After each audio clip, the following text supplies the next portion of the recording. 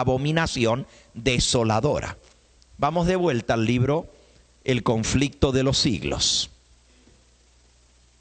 Y miren lo que pasó, es muy interesante.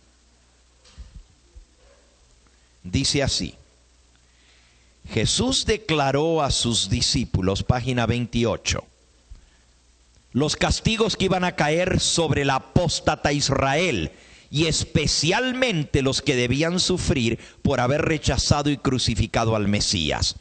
Iban a producirse señales inequívocas, precursoras del espantoso desenlace. La hora aciaga llegaría presta y repentinamente, y el Salvador advirtió a sus discípulos. Hay una advertencia.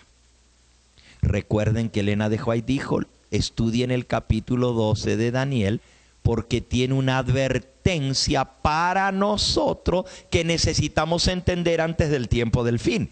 Pero también el Señor les dio una advertencia a sus discípulos. Y escuchen cuál era la advertencia. Por tanto, cuando viereis la abominación desoladora que fue dicha por Daniel el profeta, que está en el lugar santo, el que lee entienda, entonces los que están en Judea huyan a los montes. Esa es la advertencia. Y ahora la explica la mensajera del Señor, página 29 del conflicto de los siglos. Tan pronto, o sea, de rápido, como los estandartes idólatras del ejército romano idólatra fuesen clavados en el suelo sagrado, que se extendía varios estadios más allá de los muros, los creyentes en Cristo debían huir a un lugar seguro. Al ver la señal preventiva, todos los que quisieran escapar debían hacerlo sin tardar. Tanto en tierra de Judea como en la propia ciudad de Jerusalén, el aviso de la fuga debía ser aprovechado en el acto. ¿Qué les dijo Jesús? Cuando veáis la abominación desoladora que habló Daniel, el que esté en Judea, huya a los montes. El que esté en la azotea no entre en la casa ni a recoger nada. El que está en el campo no vuelva atrás ni a recoger su capa. Sigue explicando el conflicto de los siglos. El aviso de la fuga debía ser aprovechado en el acto. Todo el que se hallase en aquel instante en el tejado de su casa no debía ni siquiera entrar en ella para tomar consigo el más precioso tesoro. Los que trabajaban en el campo, en los viñedos, no debían perder tiempo en volver ni siquiera a recoger su túnica que se hubiesen quitado para poder trabajar mejor. Todos debían marcharse sin tardar si no querían verse envueltos en la ruina general. Así que la señal, al verla, tenía que ser obedecida de inmediato. Imagínense, ni siquiera si estás en la terraza de tu casa, ni entres a buscar algo dentro de tu casa. Ahí mismo escápate. Si estás fuera en el campo, ni recojas tu capa, sal corriendo. ¿Por qué tan urgente? Les voy a contar lo que pasó. La ciudad de Jerusalén estaba sitiada cuando vino su destrucción, pero antes de que fuera destruida, los ejércitos romanos la tuvieron rodeada y nadie podía entrar ni salir. Claro, los judíos se refugiaron dentro de la ciudad, cerraron las puertas y los romanos no tenían acceso por los muros altísimos que tenía. Era como se protegían. Pero cuando el ejército romano se quedó 1 mes, 2 meses, 3 meses, 5 meses, 10 meses, 1 año sitiando la ciudad, no había ya alimento dentro de la ciudad porque la gente no podía salir al campo. Tenían agua porque el rey Ezequías había construido un túnel por debajo de los muros de la ciudad que traía agua del estanque de Siloé que estaba fuera del muro. Y era un túnel secreto para que los enemigos no supieran que iba por debajo de la tierra y traía agua dentro de la ciudad. Agua no les faltó, pero no había comida. La gente estaba desesperada. Se comieron todo lo que había por comer y después comenzaron a comer el pasto, el césped, las hojas de los árboles que había dentro de la ciudad, las cortezas de los árboles. Cuando el hambre llegó al colmo, comenzaron a usar sus sandalias y sus zapatos de cuero, los lavaban y los ponían a hervir y se hacían sopa con aunque sea el gustito del cuero, para darle a los niños que lloraban de hambre. Esa agua, nomás con el olor al cuero hervido. Y eso es lo que tenían que tomar los niños en lugar de leche, porque no había. Y cada vez se fue recrudeciendo más el hambre. Tanto que todo lo que se podía comer ya se había comido. Ya no había pájaros en la ciudad, los habían cazado y los habían matado todos por el hambre. Se comieron los animales inmundos, los gatos, los perros. Se comieron, y esto es terrible, el hambre. Hasta los caballos y los burros, que eran animales inmundos que el pueblo judío no comía. La cabeza de un burro, se la usaban entre varias familias y la hervían uno y luego la hervía otro y la hervía otro para irle sacando la sustancia para comer. ¿Y saben cuánto se vendía una cabeza hervida? Todo eso lo explica el historiador judío Josefo en el libro Las guerras de los judíos. Dice que se vendía la cabeza de un burro por lo que costaba antes y la cabeza ya hervida del burro, porque la volvían a vender después que ya la usaron para hacer más sopa. Se vendía más caro que lo que costaba una vaca entera, solo la cabeza del burro. Y vendían la cola del burro. Y vendían las patas y todo para cocinar. Y hasta llegó el momento que las madres miraban a sus hijos y veían comida. Y más de una madre llegó a cocinar a sus propios hijos. Josefo dice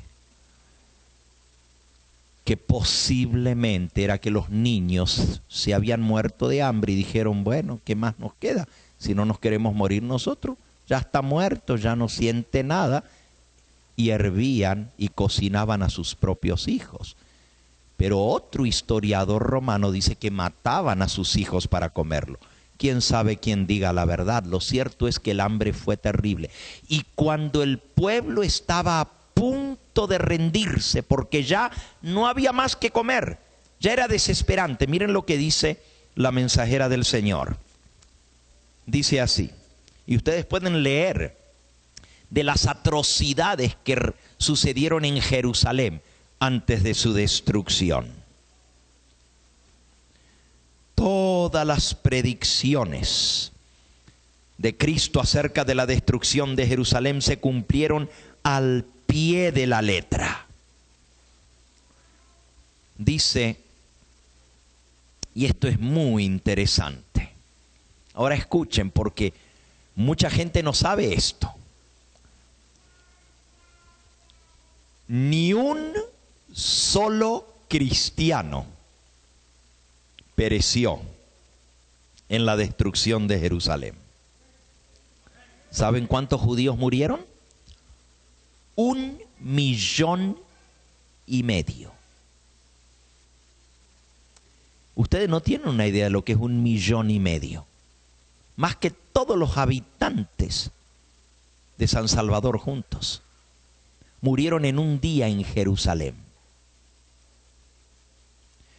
Josefo, el historiador judío, pero que él vivía en Roma, pero se trasladó a las afueras de Jerusalén para reportar sobre las guerras de los judíos, pero él era fiel a los romanos, aunque era judío de raza, se había hecho ciudadano del Imperio Romano y estaba de parte de los romanos. Y él contó todo lo que pasó. Y desde un lugar de ventaja, él pudo ver todo lo que sucedió. Él cuenta que el día de la destrucción de Jerusalén, muchos judíos se refugiaron dentro del templo sagrado, dentro de los muros. ¿Se acuerdan que tenía 2 muros alrededor? Y los romanos se metieron allí y comenzaron a matar dentro del templo.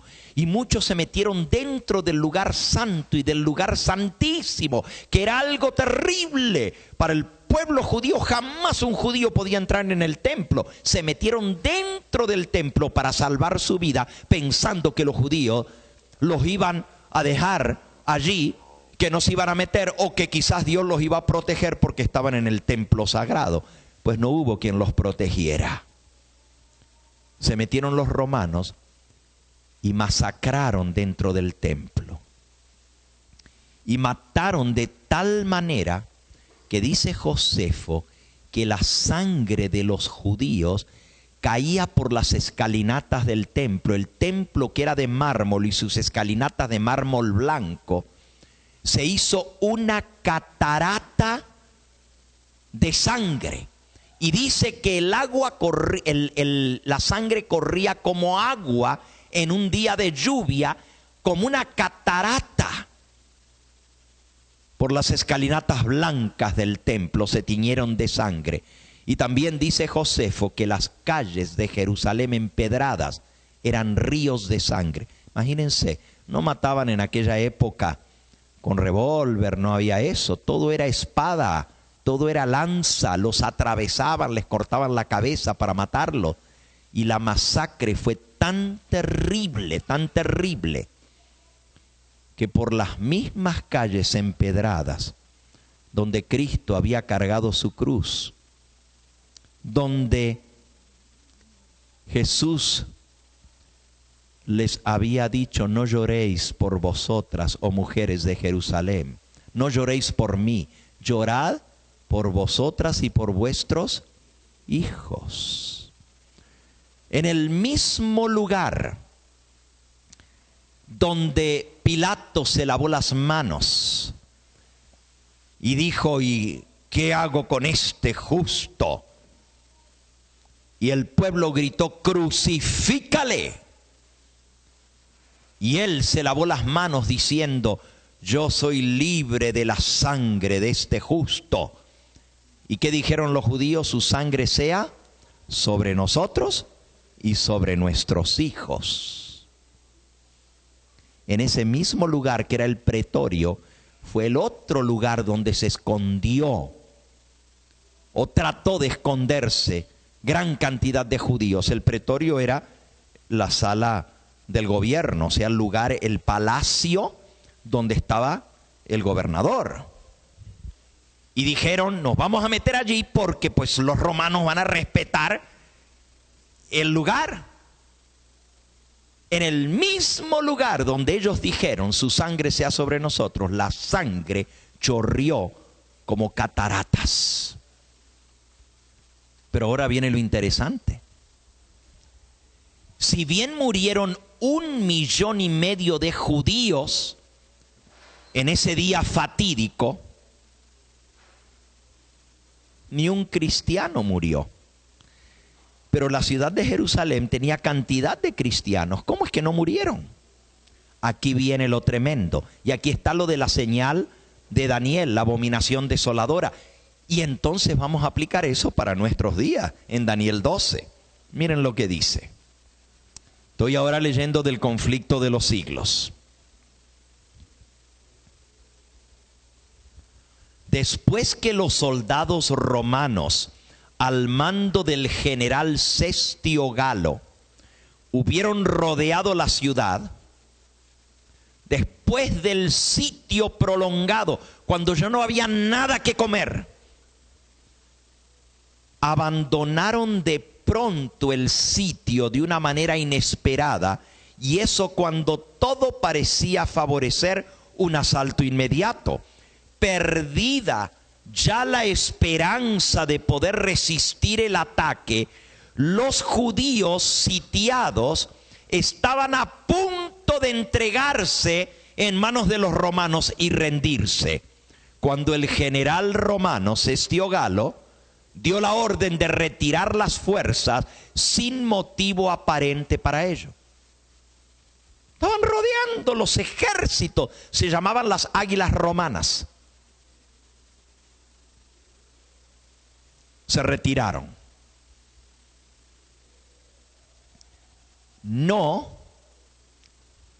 sin dejar la señal. ¿Saben lo que hicieron? Clavaron el estandarte romano fuera del muro en el ala del templo de los gentiles, como diciendo, nos vamos, pero aquí queda la bandera, y la dejaron clavada, como diciendo, nos vamos, pero regresamos.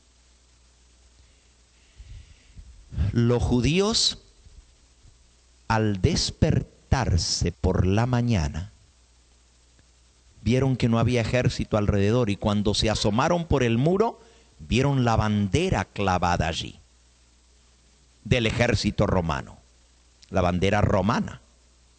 Pero no estaba el ejército. Comenzaron a vitorear, diciendo, se han ido, Dios nos ha dado la victoria. Todos los cristianos vieron la señal, la abominación desoladora en el ala del templo. ¿Qué quiere decir abominación? Abominación es algo que Dios abomina, y la Biblia le llama abominación a los ídolos, a las imágenes. Elena de White dice, tan pronto como los estandartes idólatras del ejército romano idólatra fuesen clavados en el suelo sagrado, era la señal, había que huir. ¿Por qué se le llama abominación? Porque la bandera romana se pone en un mástil, y ese mástil es el que se clavó en el suelo, pero arriba del mástil tiene una bola dorada, y arriba de la bola dorada un águila. La bola dorada representa al sol Invictus. El dios principal de los romanos era el dios Sol, a quien adoraban en el primer día de la semana, que se llamaba Dominus. Dominus viene de Dominicus, Dominicus es domingo, y de domingo viene de Dominus, que quiere decir Señor Sol. Dominus Sol Invictus en latín quiere decir el Señor Sol nunca vencido, invicto. Esa bola dorada arriba del mástil de la bandera tenía un águila. El águila también es un símbolo en la mitología romana del dios Sol. Y las huestes del ejército romano se llamaban las águilas romanas. Debajo del mástil había, ahí va el águila. Esa es una forma, solo que eso es una representación hoy en día. pero los verdaderos mástiles romanos tenían una luna, así como la que ustedes ven ahí en la parte de abajo. Estaba el sol y estaba la luna. Y entonces un palo que lo atravesaba y ahí estaba la bandera. Solo que la bandera romana traía la esfinge del emperador y su título, que es Pontifex Maximus Romanus en latín, que quiere decir Sumo Pontífice Romano. Ese era el título del emperador romano. Pontifex Maximus Romanus, Sumo Pontífice Romano en latín. Ok. El sol, una señal idólatra. El águila de oro, una señal idólatra. La luna, una señal idólatra. El palo cruzado en forma de cruz, símbolo del dios Tamuz, una señal idólatra. La esfinge del emperador, que era adorada como el representante de Dios, otra señal idólatra. Eran todos los dioses de los romanos que adoraban: al sol, a la luna, al emperador a quien adoraban, al dios Tamuz, representado por el mástil cruzado. Y el título del emperador sumo pontífice romano, otro título idólatra. Todo eso era la abominación desoladora. Tenía que ver con el culto al dios sol, con el dios que ellos adoraban. Y de ahí viene, del culto al dios sol, la adoración del domingo. Y el nombre del día domingo, Dominus en latín, que viene, Dominicus en latín, que quiere decir día del sol, día del Señor Dios Sol.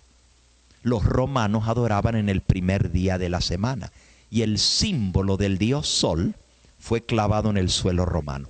Cuando los cristianos vieron eso, dijeron: esa es la señal de que habló Cristo, esa es la señal de que habla el profeta Daniel, hay que huir.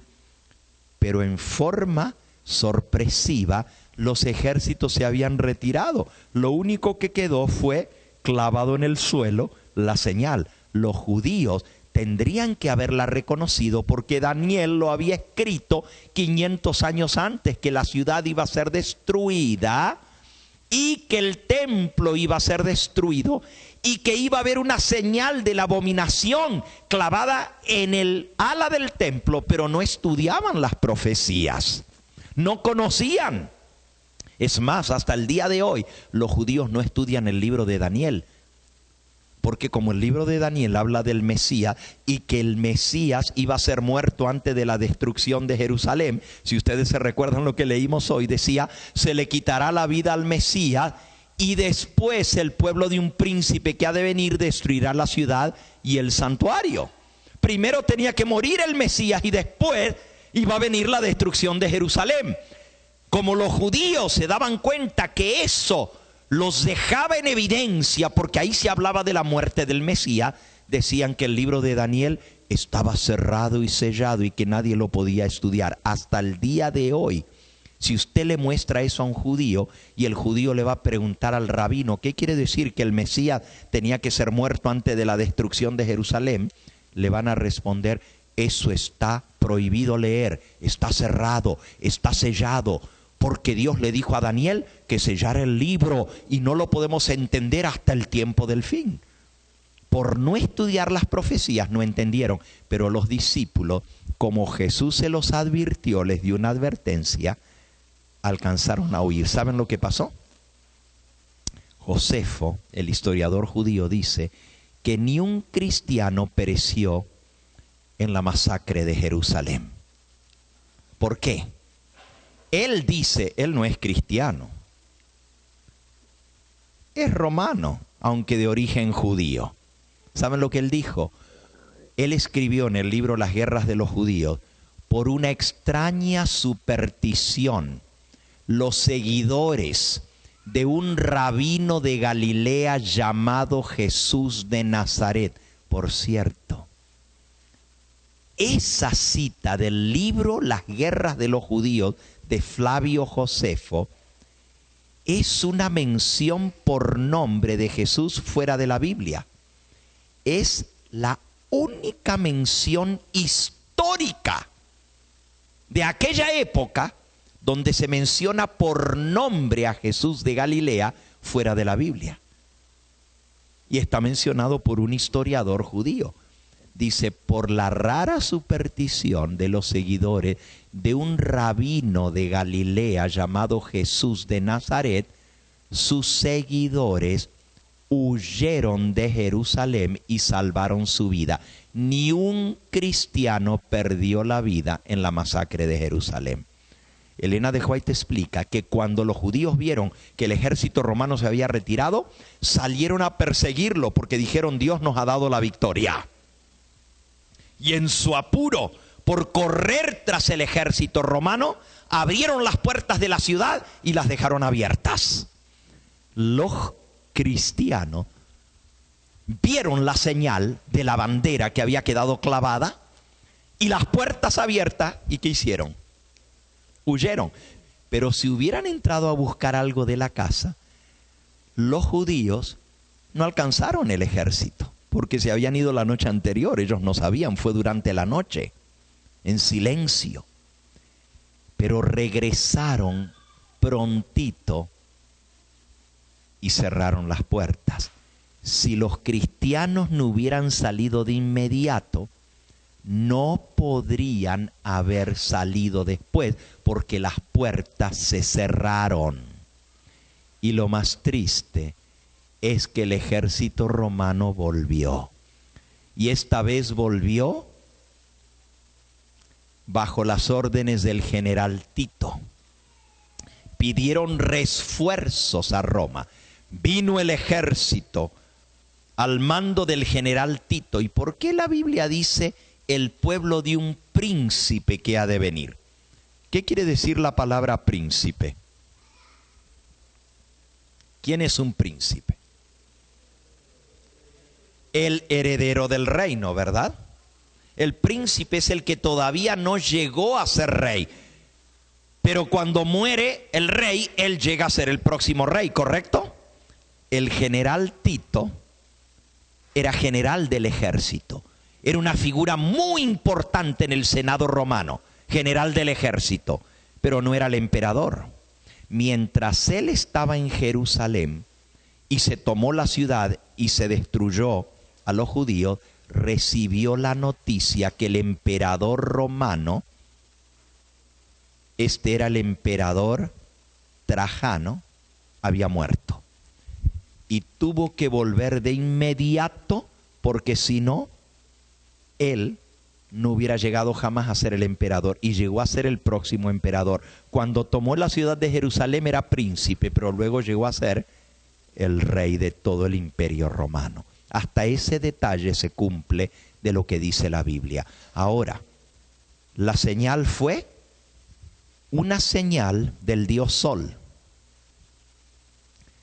lo que la Biblia le llama abominación. Pueden leerlo. Vayan al libro de Ezequiel en el capítulo 8. En mi Biblia ese capítulo lleva por título Visión de las abominaciones de Jerusalén. Y este libro de Ezequiel se escribió justo antes de que el templo primero de Jerusalén, porque el que Tito destruyó en el año 70 fue el segundo templo, el que fue construido por Herodes el Grande, primero por Zorobabel, Nehemías y Esdras, y luego fue hermoseado por Herodes el Grande y ampliado. Ese es el segundo templo. Pero el primer templo que construyó Salomón fue destruido por Nabucodonosor. Cuando Ezequiel escribe esto, todavía el templo no había sido destruido, pero ya Ezequiel está cautivo en Babilonia y Dios le da una visión de lo que está pasando en Jerusalén, que finalmente llevó a la destrucción del primer templo. Miren lo que estaba pasando. La abominación se había metido en el templo. Dice así: visión de las abominaciones de Jerusalén. Versículo 4. He aquí, allí estaba la gloria del Dios de Israel, como la visión que yo había visto en el campo, y me dijo: hijo de hombre, alza ahora tus ojos hacia el lado del norte. Y alcé mis ojos hacia el norte, y aquí al norte, junto a la puerta del altar, aquella imagen del celo en la entrada. Había una imagen que provoca celos a Dios en la entrada junto al altar. Entonces me dijo, versículo 6, hijo de hombre, ¿no ves lo que estos hacen?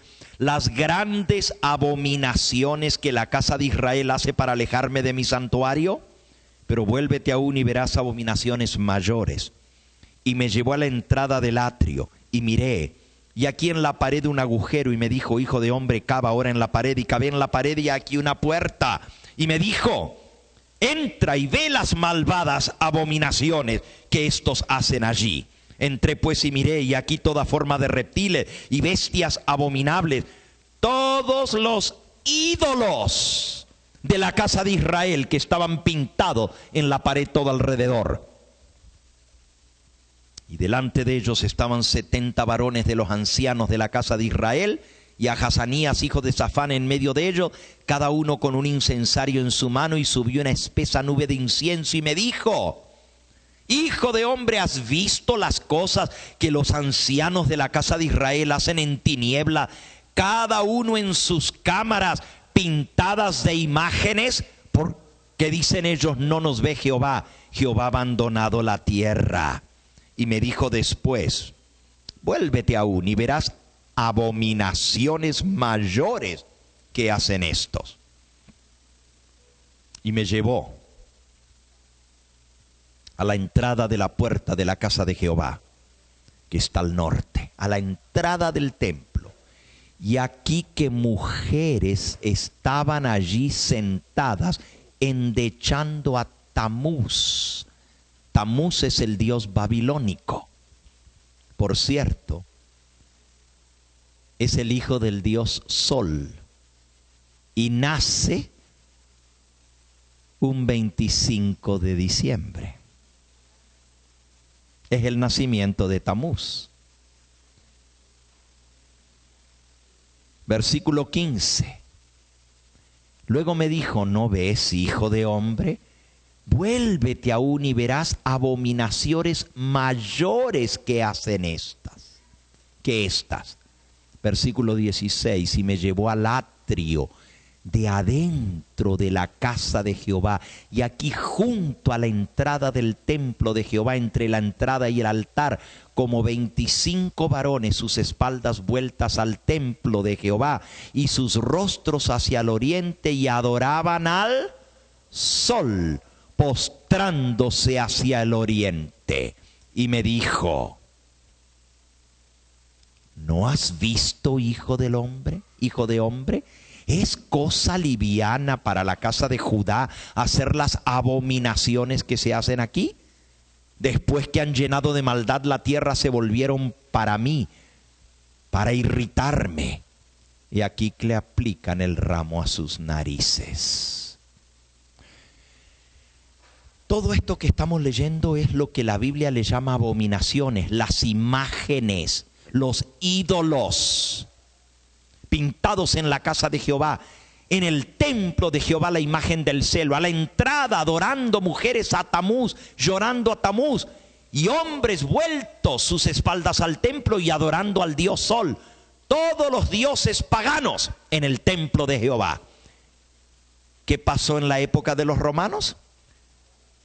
El estandarte pagano romano con el sol, la luna y con la imagen del emperador, la imagen del celo, colocado en el lugar sagrado, fue la señal para el pueblo de la época de Cristo.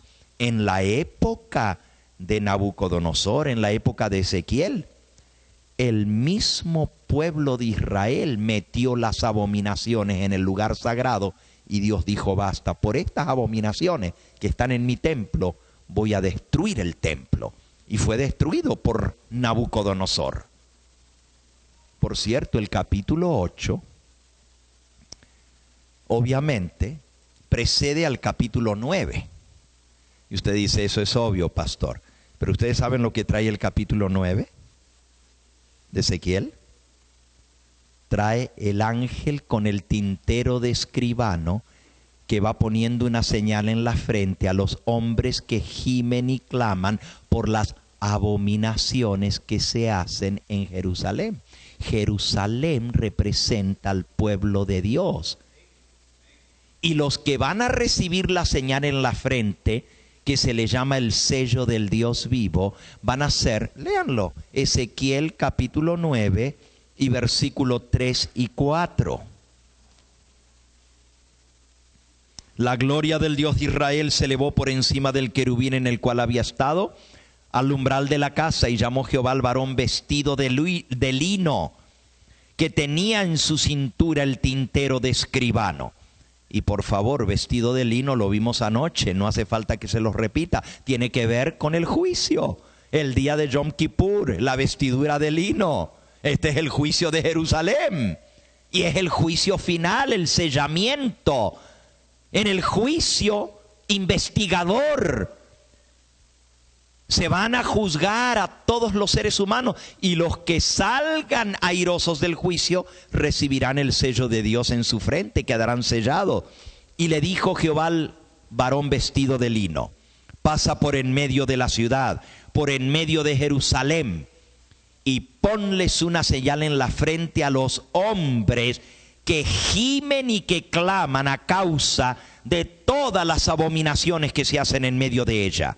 Y a los otros dijo, oyéndolo yo: pasad por la ciudad en pos de él, matad, no perdone vuestro ojo, no tengáis misericordia, matad a viejos, a jóvenes, a vírgenes, a niños, a mujeres, hasta que no quede ninguno. Pero a todo aquel sobre el cual hubiere señal no os acercaréis, y comenzaréis por mi santuario. Comenzaron pues desde los varones ancianos que estaban delante del templo, y les dijo: contaminad la casa, llenad los atrios de muertos, salid. Y salieron y mataron en la ciudad. Y aconteció que cuando ellos iban matando, quedé yo solo, me postré sobre mi rostro y clamé y dije: ay, Señor Jehová, ¿destruirás a todo el remanente de Israel, derramando tu furor sobre Jerusalén?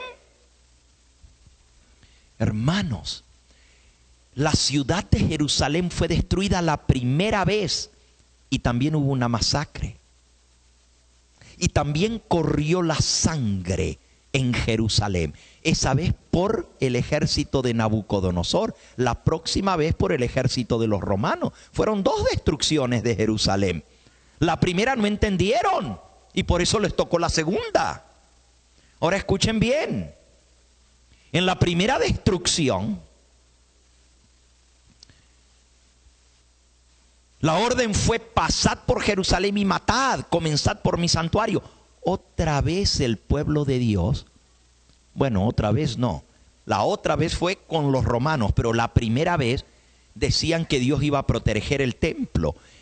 Y aunque Ezequiel y Jeremías decían que venía la destrucción, si ustedes lo pueden leer en el libro de Jeremías, el pueblo decía: templo de Jehová no será destruido.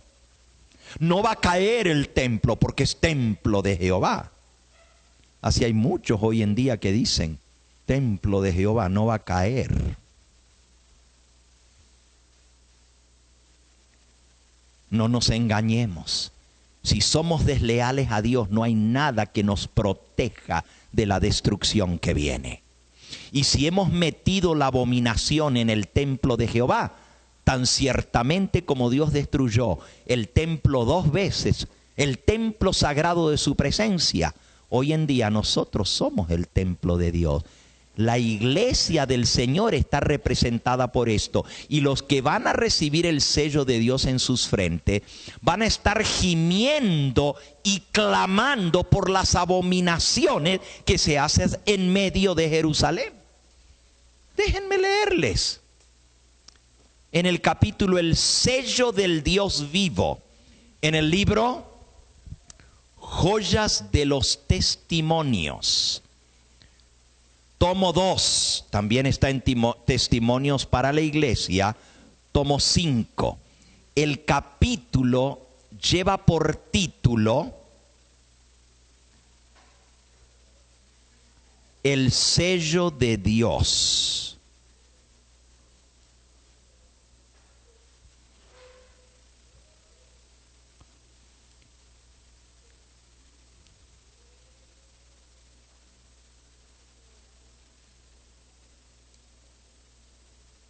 Déjenme leerles aquí, en este capítulo, el sello de Dios.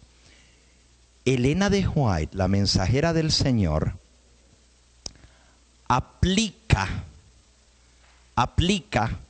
este capítulo al tiempo del fin. Y ahora escuchen. Dice así,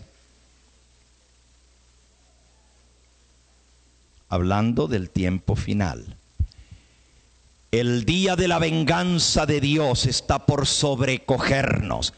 El sello de Dios será puesto únicamente sobre la frente de aquellos que suspiran y claman y lloran por las abominaciones que se cometen. Los que simpatizan con el mundo, los que comen y beben con los borrachos, serán destruidos con los que hacen iniquidad. Aquí vemos que la iglesia, el santuario del Señor, es la primera en sentir los golpes de la ira de Dios. Los ancianos, los dirigentes del pueblo escogido, aquellos a quienes Dios ha brindado tan grande luz, que se han destacado como guardianes de los intereses espirituales del pueblo, han traicionado su cometido. Han asumido la actitud de que no necesitamos esperar milagros ni la señalada manifestación del poder de Dios como en tiempos anteriores. Los tiempos han cambiado, dicen.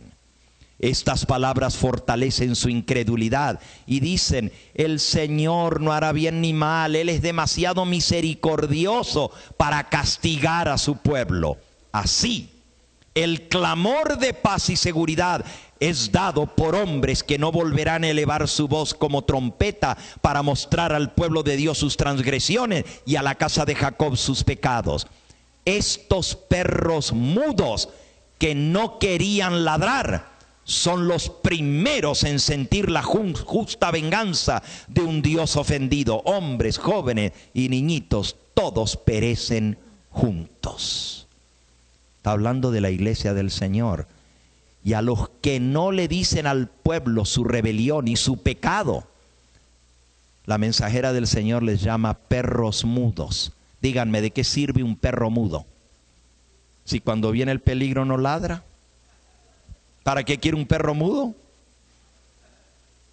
Los ministros del Señor que no le anuncian al pueblo sus pecados, que no les dicen el peligro que se avecina. El profeta Isaías y Elena de White les llama perros mudos. Yo no quiero ser un perro mudo. Yo tengo que alertar al pueblo de lo que viene. Escuchen. Escuchen esto, escuchen. La crisis, todo esto está en el capítulo El sello del Dios vivo. La crisis se está acercando rápidamente. Las cifras que suben velozmente demuestran que Dios está a punto de levantarse para castigar. El tiempo de la visitación de Dios está delante de nosotros. Aunque le repugna castigar, castigará sin embargo y lo hará prestamente. Los que andan en la luz verán las señales del peligro inminente. Todo a su alrededor les dice de lo que se avecina. Y sobre todo, las abominaciones que se hacen en la iglesia. Los que andan en la luz verán las señales de un peligro inminente, pero no han de permanecer sentados en tranquila y despreocupada espera de la ruina, consolándose con la creencia de que Dios protegerá a su pueblo en el día de la visitación. Templo de Dios, templo de Dios. Hoy en día también la gente dice templo de Dios, templo de Dios. ¿Saben cuál es el templo de Dios hoy en día, verdad? Saquen sus conclusiones. No va a caer el templo, pero cayó. No me estoy refiriendo a la iglesia nunca va a caer, pero el templo cayó. No voy a decir más. Si usted es buen entendedor, sabrá a lo que me estoy refiriendo.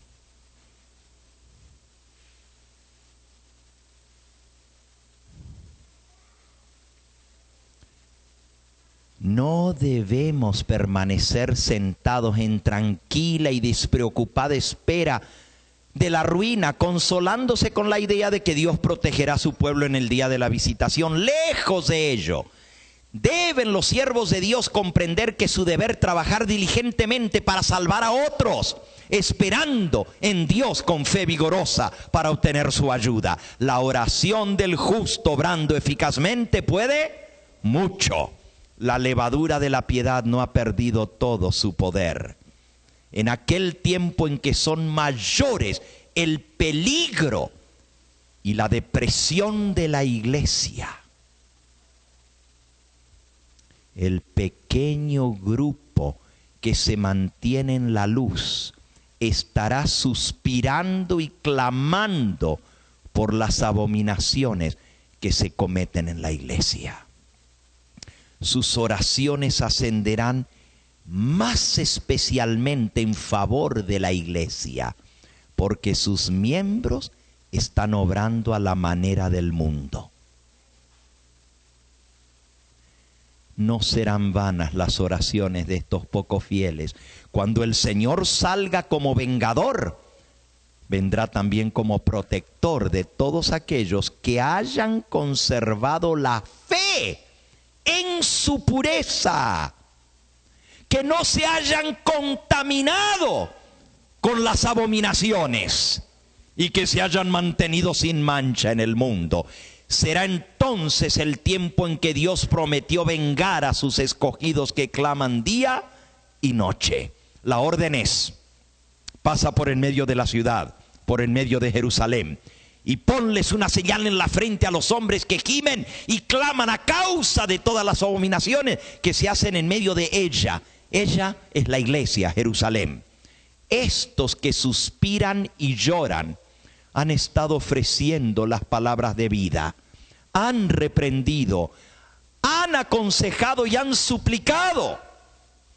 Algunos de los que estaban deshonrando a Dios se han arrepentido y han humillado su corazón delante de Él, pero la gloria del Señor se ha apartado de su templo, de Israel. Y aunque muchos perseveraban en las formas de la religión, faltaban el poder y la presencia de Dios. Está hablando de la iglesia adventista.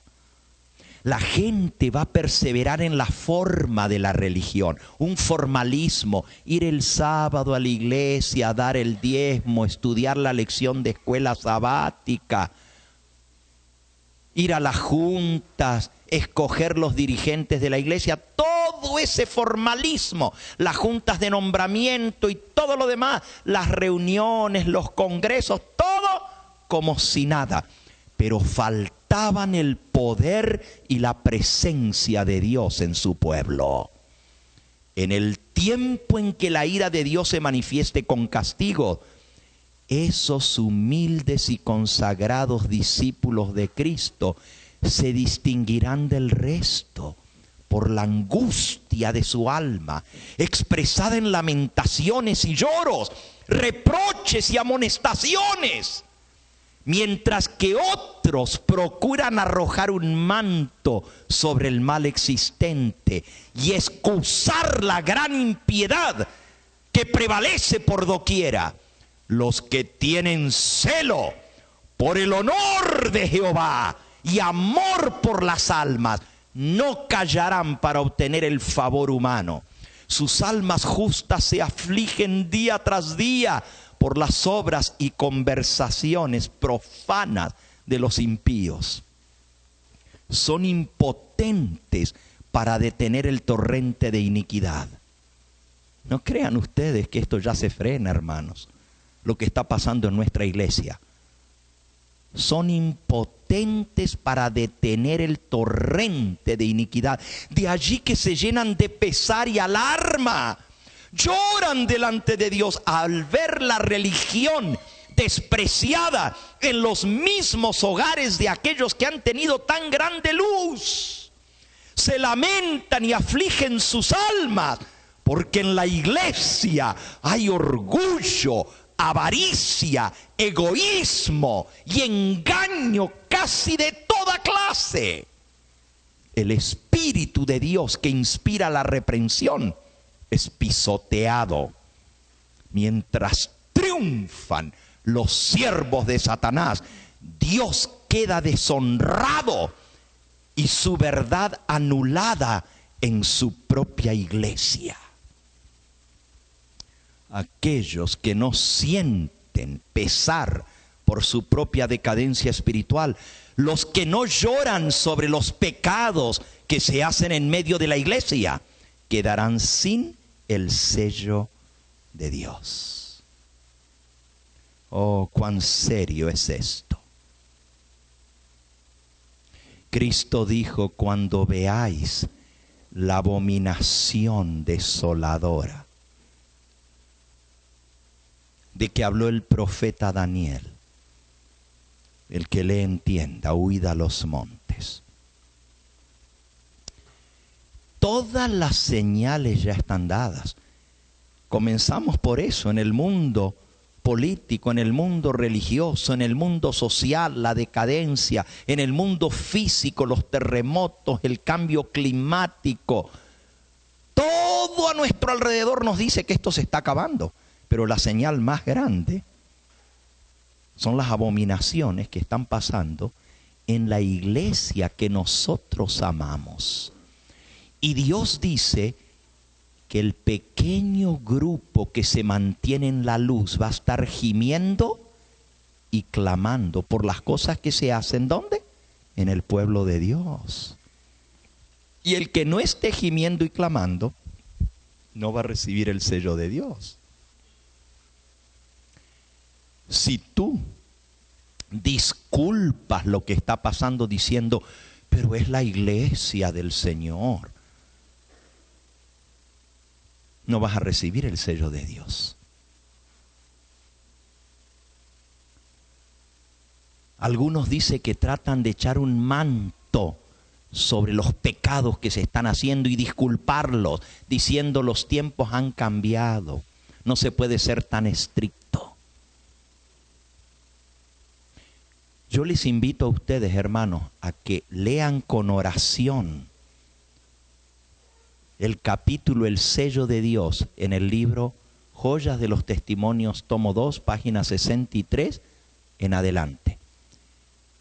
Y si no, si tienes los 9 tomos del libro, de los libros Testimonios para la Iglesia, es en el tomo 5, el capítulo titulado El sello de Dios. Léanlo.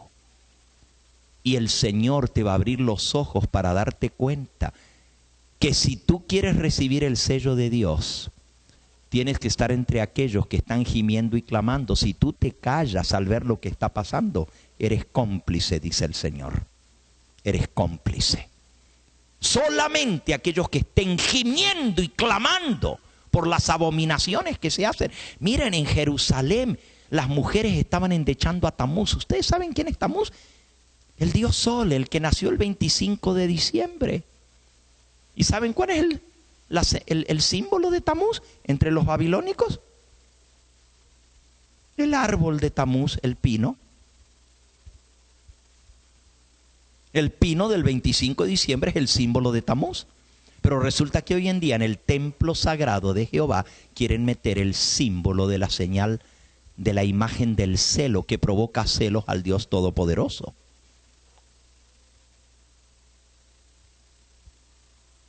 Y esa abominación no la ven. Y resulta que llega el 14 de febrero y andan celebrando los banquetes de la amistad y el día del amor y de la amistad, y ponen hasta corazones para la escuela sabática, cuando es la fiesta de un santo católico, San Valentín. ¿Cómo que en la iglesia que dice adorar al Dios verdadero, creador de los cielos y de la tierra, en su santo sábado, profanando el santuario, metiendo los símbolos del paganismo, celebrando la fiesta del amor y de la amistad? Y no hay que ir muy lejos, la semana pasada celebrando el Día de la Madre, que es el Día de la Virgen. Eso sí se puede hacer, ¿verdad? Y poner un trono y centrar a la madre. Yo no tengo nada en contra de las madrecitas. Hay que respetarlas porque el mandamiento dice: honra a tu padre y a tu madre, pero todos los días de tu vida para que te vaya bien. No nomás el Día de la Madre. Porque hay que escoger el 10 de mayo para celebrar ese día, que es el día que el mundo católico celebra, el Día de la Madre Guadalupe, de la Madre, la Virgen María. Y todo eso se ha infiltrado, ¿dónde? En el pueblo de Dios.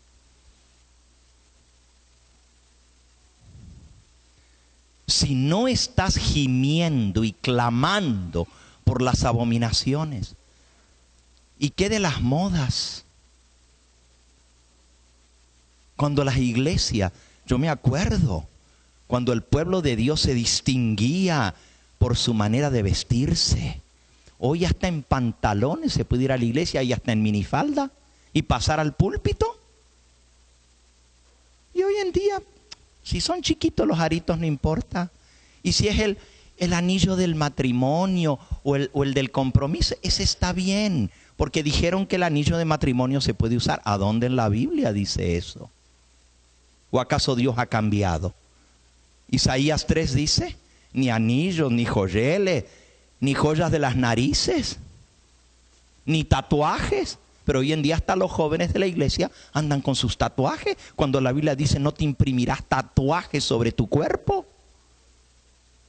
Pero estas cosas no se hablan, porque los tiempos han cambiado. No se puede ser tan estricto. ¿Y qué de la música? No te metas en la vaca sagrada.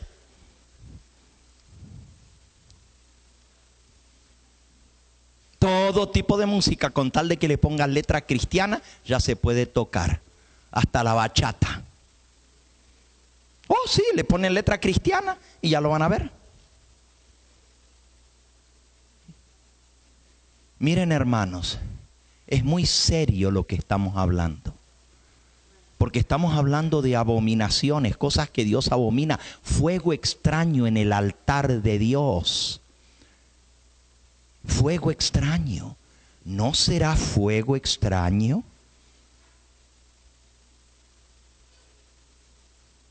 Esto de estar empujando una agenda para que, y fíjense lo que voy a decir, nunca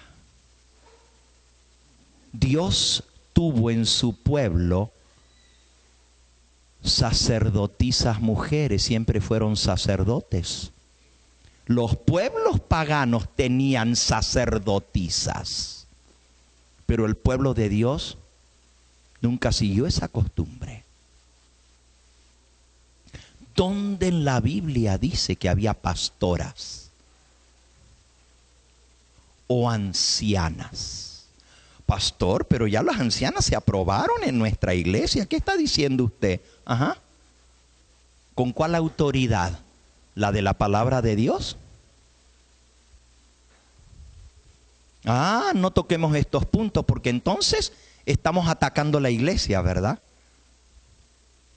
El que no está gimiendo y clamando por las abominaciones se quedará sin el sello de Dios. ¿Saben cuál es la señal final? Cuando veáis en el lugar santo la abominación desoladora de que habló el profeta Daniel. Huyan. Escuchen ahora. El mismo libro, Joyas de los Testimonios, tomo 2, o Testimonios para la Iglesia, tomo 5.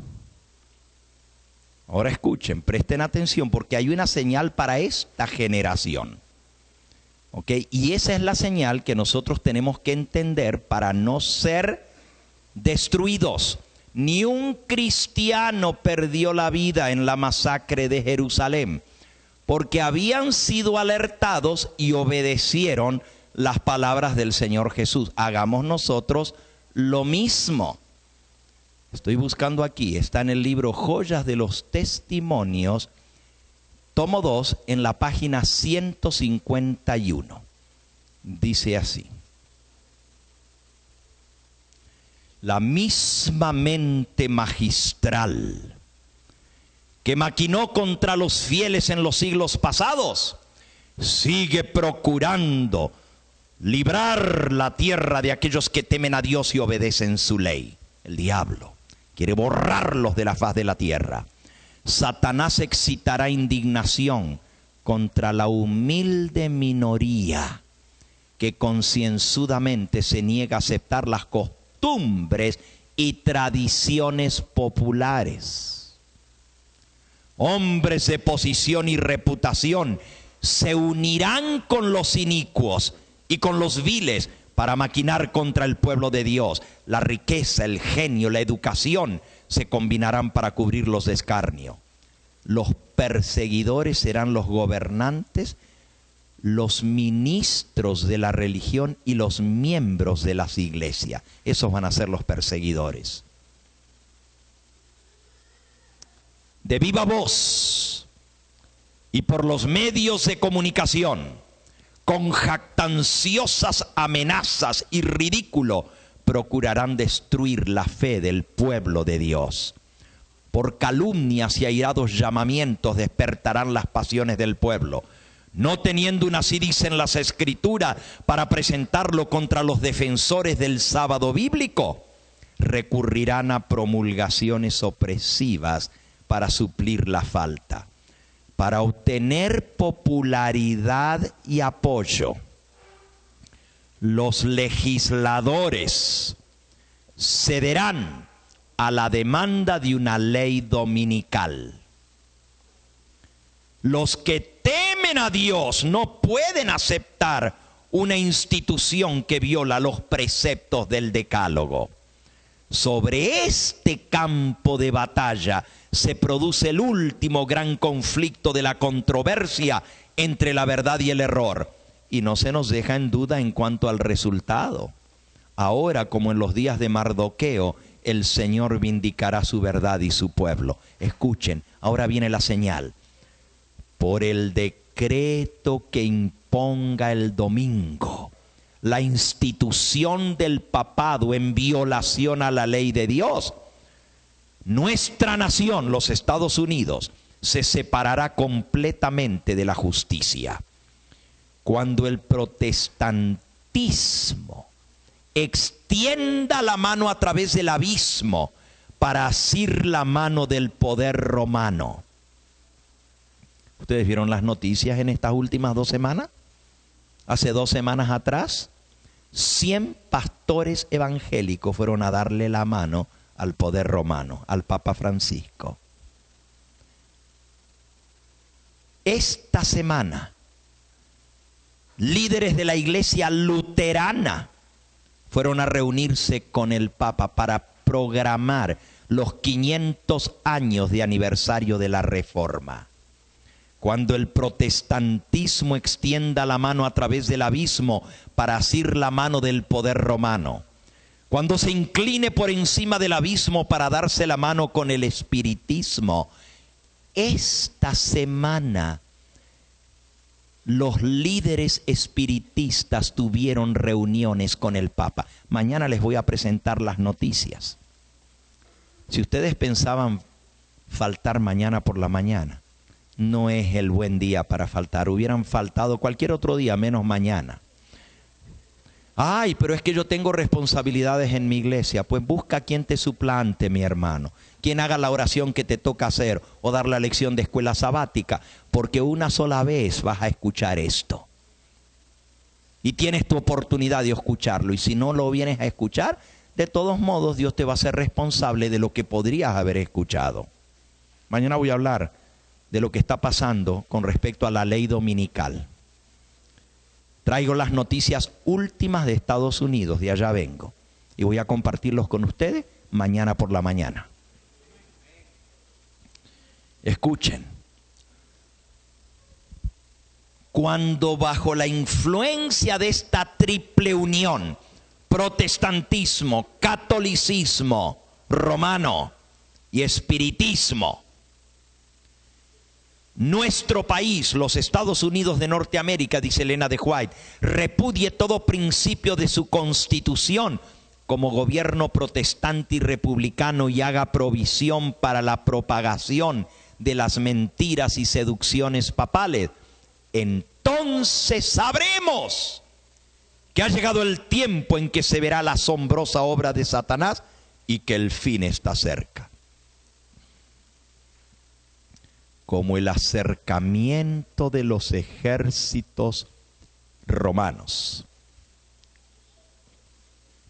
y el clavar en el suelo sagrado el estandarte idólatra romano fue para los discípulos la señal de la inminente destrucción de Jerusalén, así para nosotros esta apostasía de implantar el domingo por ley será la señal de que se llegó al límite de la tolerancia de Dios, de que nuestra nación colmó la medida de la iniquidad y que el ángel de la misericordia está por emprender el vuelo para nunca volver.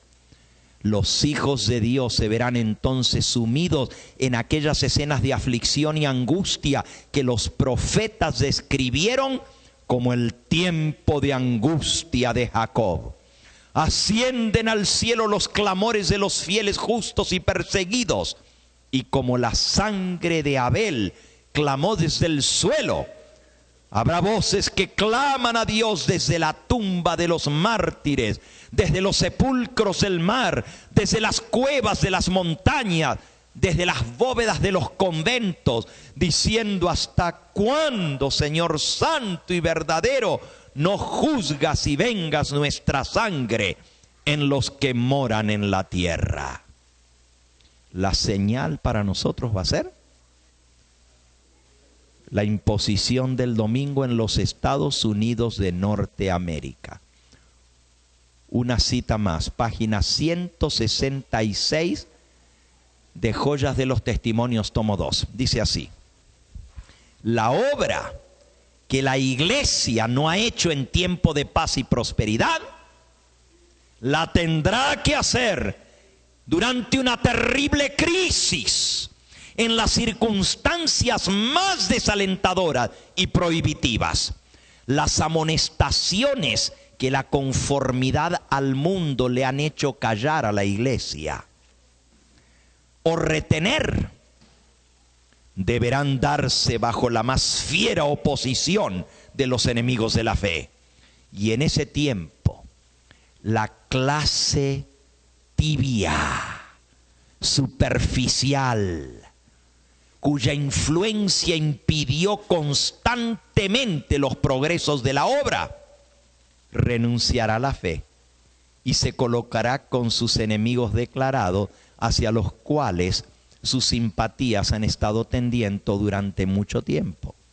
El ecumenismo, se van a poner de parte del ecumenismo, porque con ellos han estado enamorando por bastante tiempo.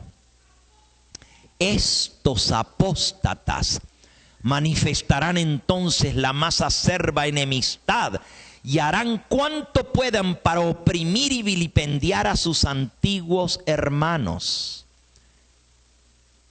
Los perseguidores van a ser los mismos hermanos nuestros que se sentaban en las mismas bancas de la iglesia, pero que ahora van a ser enemigos y van a excitar la indignación contra ellos. Ese día está a punto de sobrecogernos. Los miembros de la iglesia serán probados individualmente. serán puestos en las circunstancias más adversas, donde se verán obligados a dar testimonio por su verdad. Muchos serán llamados a hablar ante concilios y tribunales, tal vez por separado y a solas.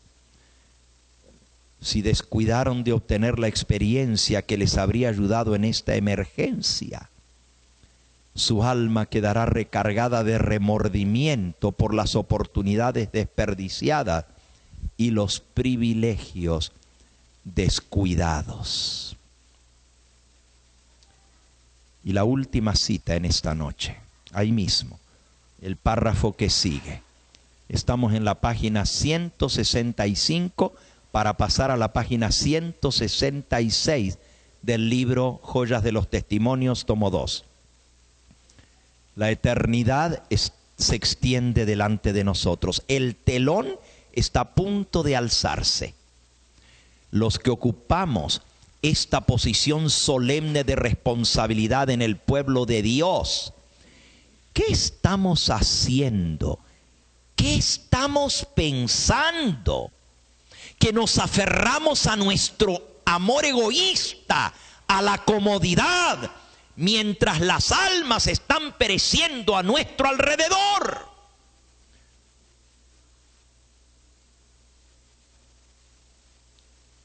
Por el sacrificio de hermanos salvadoreños en otras partes, hay un canal aquí que está predicando la verdad presente. Pero lo pusimos en San Miguel y no hubo dinero. Tuvimos que quitarlo.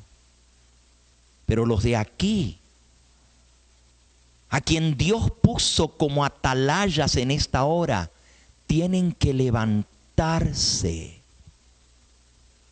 para proclamar este mensaje. ¿Saben ustedes que nos están ofreciendo un canal para toda el área de Occidente, Santana y todos sus alrededores? 24 horas, 7 días por la semana, 365 días al año, por $3,000.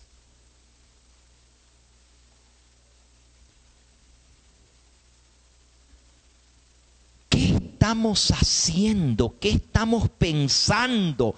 Que nos aferramos a nuestro egoísta amor, a la comodidad, mientras las almas están pereciendo en derredor nuestro. ¿Se han encallecido completamente nuestros sentidos? ¿Están duros nuestros corazones? Sigo leyendo la cita. No podemos sentir o comprender que hay una obra que hacer en favor de la salvación de los demás. Hermanos, sois de la clase que teniendo ojos no ve, que teniendo oídos no oye. ¿No os ha dado Dios en vano el conocimiento? ¿Os ha dado Dios en vano el conocimiento de su voluntad? ¿Tenéis la verdad presente y no la proclamáis? Os ha mandado en vano amonestación tras amonestación tras amonestación.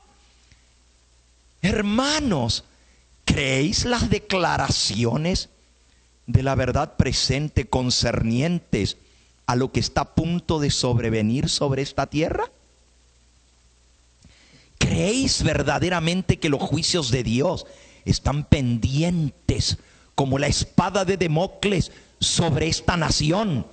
Y podéis, sin embargo, permanecer tranquilos, indolentes, negligentes, amando los placeres y no sacrificándoos para proclamar la verdad. No es ahora tiempo para que el pueblo de Dios fije sus afectos o se haga tesoros en este mundo. No está lejano el tiempo en que, como los primeros discípulos, seremos obligados a buscar refugio en lugares desolados y solitarios. Escuchen ahora. Así como el sitio de Jerusalén por los ejércitos romanos, y el clavar en el suelo sagrado la abominación desoladora fue la señal para que huyesen los cristianos de Judea. Así, de igual manera, la asunción de poder por parte de nuestra nación, los Estados Unidos de Norteamérica, con el decreto que imponga el día de descanso papal, será para nosotros la señal, la advertencia, la amonestación. Entonces será el tiempo de abandonar las grandes ciudades y prepararnos para abandonar las menores en busca de hogares retraídos en lugares apartados entre las montañas. Aquí está, hermano, adventista del séptimo día. Dios nos ha dejado clarito lo que es la señal abominadora. El culto falso al falso día de reposo, el domingo impuesto por ley. Y cuando eso se dé, y rápido, y no vuelvas a tu casa, y si estás fuera de la ciudad, no regreses, vete para afuera, porque en cortito tiempo se va a controlar salidas y entradas de toda ciudad. En cortito tiempo, si no sales de inmediato, ya será demasiado tarde para huir. Dios nos ha dejado una señal. Y tú dices, ¿y a dónde voy a huir? ¿A dónde voy a ir? ¿Tú sabes cuánto tiempo va a durar la dispersión del pueblo santo? 42 meses. 3 años y medio. ¿Te vas a ir así? Si esperas a última hora y no haces los arreglos de antemano, vas a salir con lo opuesto, con una mano atrás y otra adelante. ¿Y cómo vas a subsistir 3 años y medio? El Señor nos ha dado instrucciones de que tenemos que estar preparándonos ya, conseguir el lugar donde vamos a ir, plantar árboles frutales. ¿O crees que vas a plantar el jocote y a la semana vas a estar comiendo?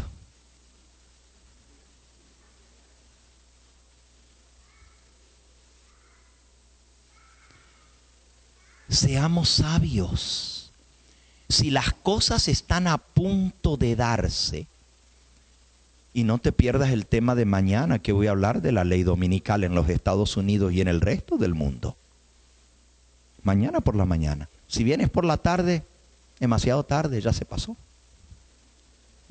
Yo no te digo que no vengas por la tarde, pero mañana por la mañana voy a dar los informes de lo que está pasando a nivel mundial con este tema que es la señal para nosotros como adventistas. Yo no quiero ser perro mudo que ve venir el peligro y no ladra. Aunque me llamen alarmista, aunque me llamen fanático, separatista, disidente, no me voy a callar. Porque Dios me dio un mensaje para dar al pueblo. Y necesito ser leal al llamado de Dios y fiel al cometido que Él me dio, aunque se desplome el cielo. Hermano adventista y hermano que vienes de otras iglesias, el tiempo está tan cerca que la eternidad está detrás de un telón y en cualquier momento se levanta el telón. Y cuando se apriete el gatillo, porque El apretar el gatillo para los adventistas sabemos lo que significa. Es la señal que detona todos los eventos finales. Y esa señal comienza el conteo regresivo. 1260, 1290 y 1335. ¿Y qué significa eso? Mañana por la tarde vamos a ver eso. Es nuestro último tema. Pero son cosas que necesitamos entender para el tiempo de angustia. Son 3 periodos proféticos. Entre 1260 y 1290 hay 30 días. Y entre 1290 y 1335 hay 45 días. ¿Qué tiene que ver esto con el tiempo de angustia? Tiene que ver con la ley dominical. Primero en Estados Unidos, tiene que ver con la ley dominical a nivel mundial, el decreto universal. Tiene que ver con el decreto de muerte. Es una advertencia que todos necesitamos entender antes del tiempo del fin. Que Dios nos ayude. Mañana vamos a iniciar por la mañana. Tendremos nuestro sermón. Traigan su comida, aquí nos vamos a quedar.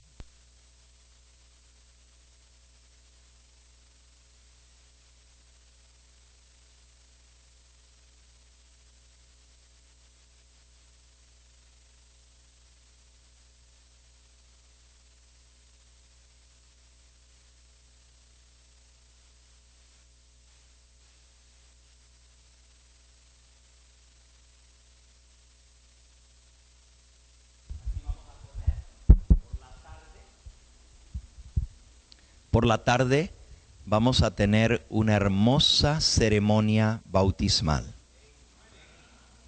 Hay como 20 personas que van a sellar su pacto con Cristo Jesús. Va a ser algo maravilloso. Sí, mijo. Amén.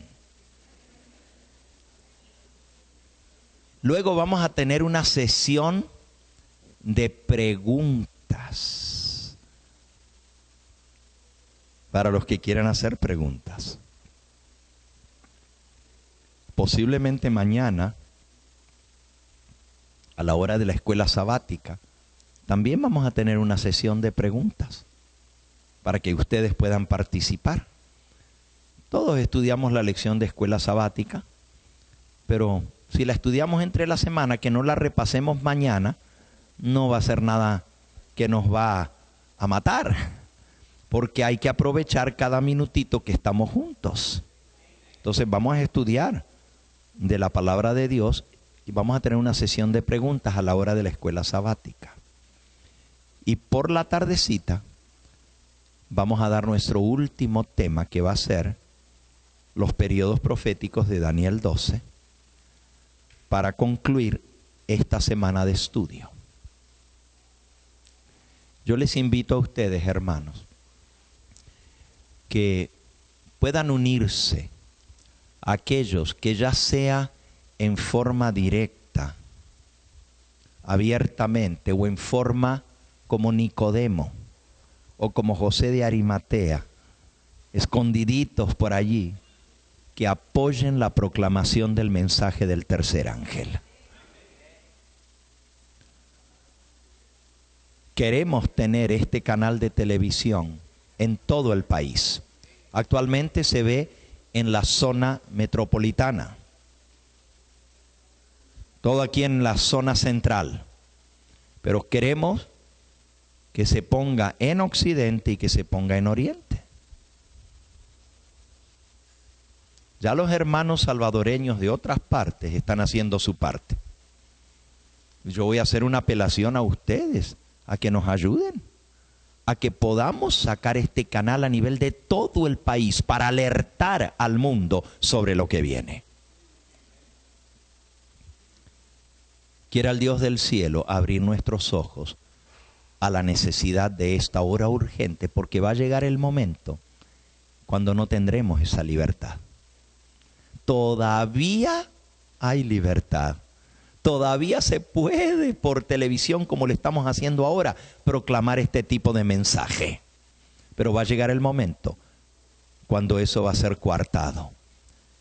Cristo dijo,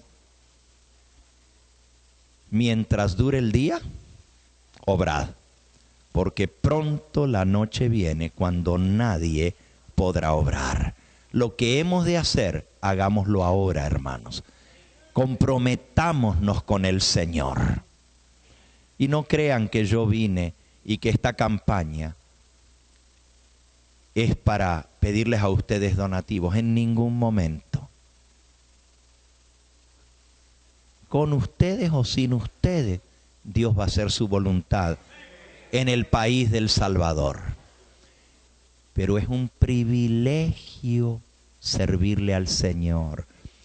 Y es un privilegio muy grande ser parte del plan que Él tiene para dar el fuerte pregón a toda nación, tribu, lengua y pueblo. Y eso significa a todo pueblo, a toda ciudad, a todo cantón, a toda región del Salvador. Y si Dios ha hecho provisión, nosotros como sus soldados tenemos que decir, Señor, cuenta conmigo. Vamos a ponernos en pie, vamos a pedirle al Espíritu Santo que Él grabe este mensaje solemne en nuestro corazón. Algunos se van con inquietudes, algunos se van quizás hasta con miedo. No tenga miedo, porque si Dios con nosotros, ¿quién contra nosotros?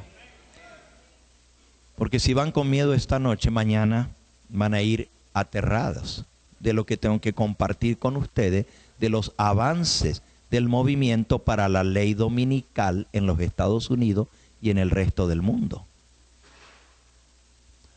El tiempo está muy cerca, pero Dios nos va a dar la gracia para podernos mantener firmes.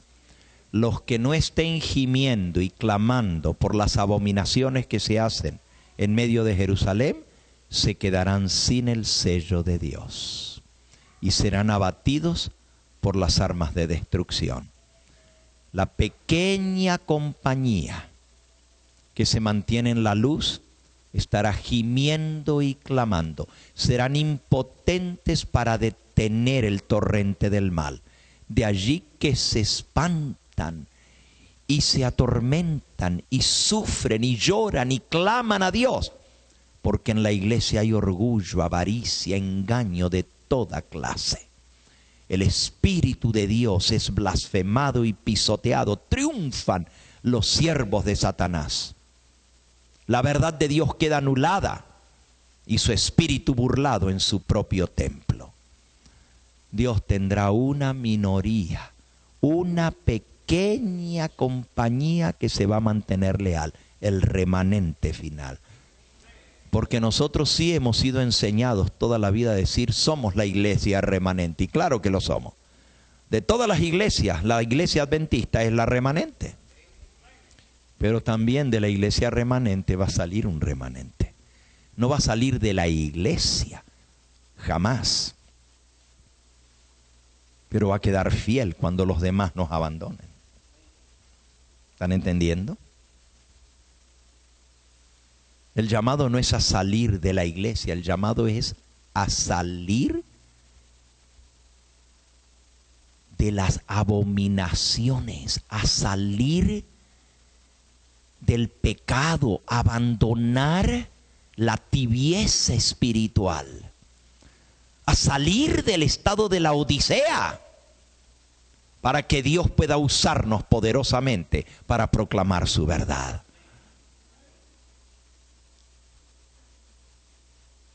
El llamado es a mantenernos leales, fieles, donde Dios nos tiene a defender la verdad.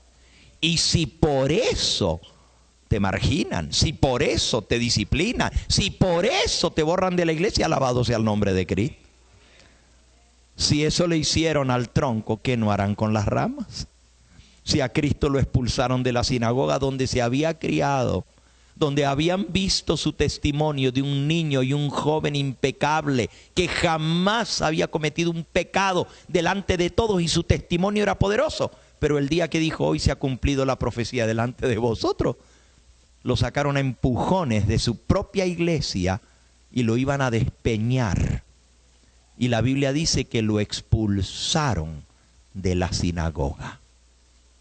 Cuando Jesús sanó al ciego de nacimiento, lo borraron de la iglesia porque dijo: ustedes dicen que es un hijo del diablo. Si es profeta de Dios o no, yo no lo sé, pero una cosa sé, me abrió los ojos. Eres hijo de maldición, y lo expulsaron de la sinagoga.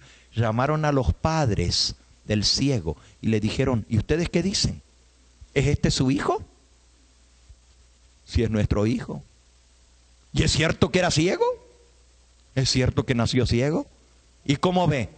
No sabemos. Pregúntenle a él que tiene edad. Estaban así de miedo.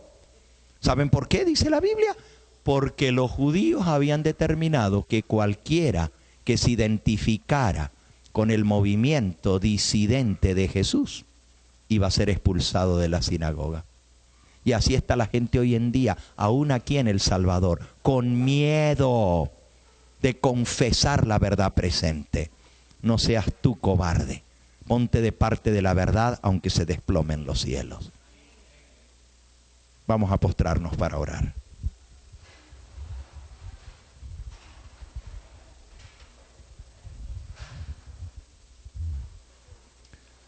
Nuestro Padre y nuestro Dios, te agradecemos por el alimento espiritual de tu palabra. Te pedimos que lo pongas en nuestra vida como si fuera con letras de fuego. Que podamos asimilarlo, que podamos comerlo, aunque nos amargue el vientre, pero es tu verdad. Permite, Señor, que nuestra vida sea transformada por tu mensaje y que nos pongamos de parte de tu verdad a proclamarla, cueste lo que cueste, venga lo que venga. Llegó la hora, Señor, de que tu verdad se levante en alto.